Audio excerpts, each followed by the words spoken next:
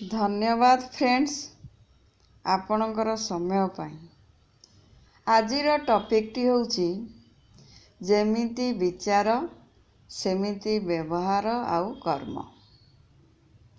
आमे समस्ते आत्मा जहा सबू विचार मान आम मन भितरे करिथाउ अन्य मानक पाई हेउ बा निज पाई हेउ, चाहे नकारात्मक विचार मान हेउ बा सकारात्मक विचार मान हेउ, आम समस्ते आम मन आउ बुद्धि रे ही समस्त प्रकारर विचार मान करिथाउ।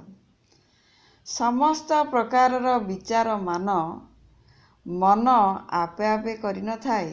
आत्मा कहिले ही मन को एई कथा मान तू भाबिबू, एई कथा मान तू चिंता करिबू।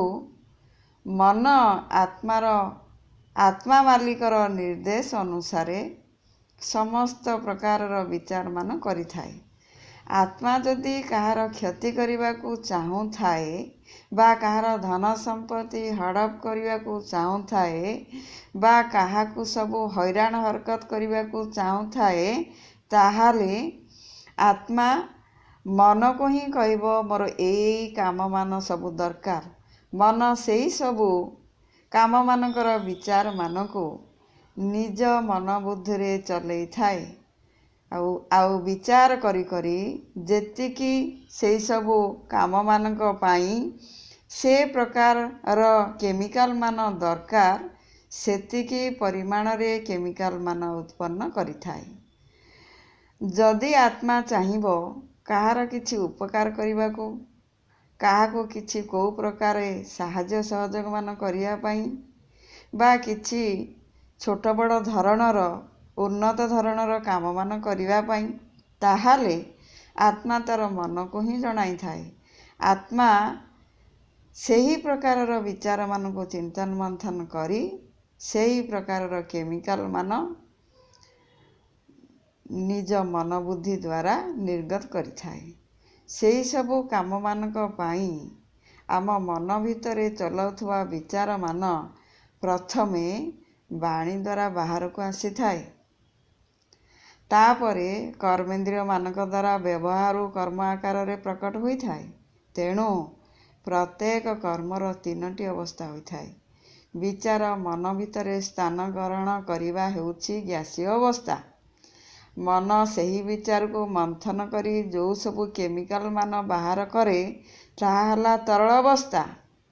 केमिकल मान बाहर करी सारिबा परे कर्म आकार रे प्रकट करिबा को कठिन अवस्था कुहा जाए। तेणु कर्मर ग्यासीय आउ तरल अवस्था को देखि हुए नहीं कि जानी हुए नहीं, कर्मर कठिन अवस्था को देखि होई थाए। तेणु आत्मा को भावी चिंती मन बुद्धि को विचार जोगाइबा दरकार।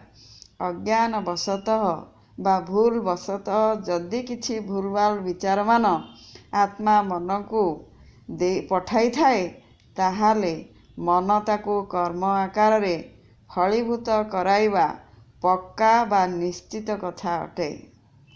आत्मा जदि भूल भाल कर्म मान आगुरु बा पूर्व जन्मरु करी आसी अछि, सिए सब फलीभूत हवा निश्चित अटे। ताकू आउ किछि भी करी हेबो नाही।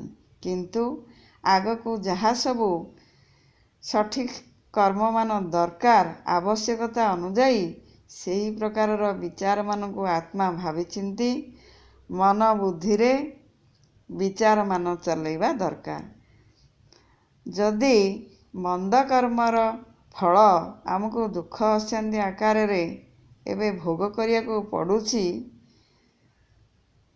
आमे जदि भगवान को सेही समय रे स्मरण करिबा बा भगवान का शरणापन्न हवा, भगवान सेही सबू मंद कर्मर दुख कष्ट जंत्रणा र भोग मान को भोगिबा पाई भोगिबारु रक्षा पाइबा पाई रास्ता मान बतई थांती। किंतु आमको स्वीकार करने को पड़ो जे आमे जो सबू दुख अशांति समस्या मान भोग करुचु से सब आमर कला कर्मर फल मान अटे। कहीं ना बीज मनभूमि रे बुणा होई गला परे से अंकुरित होई वृक्ष रूप धारण करी फल मान फलैब ही फलैब। फल खाइबा पाई समस्ते बाध्य कला कर्मर फल।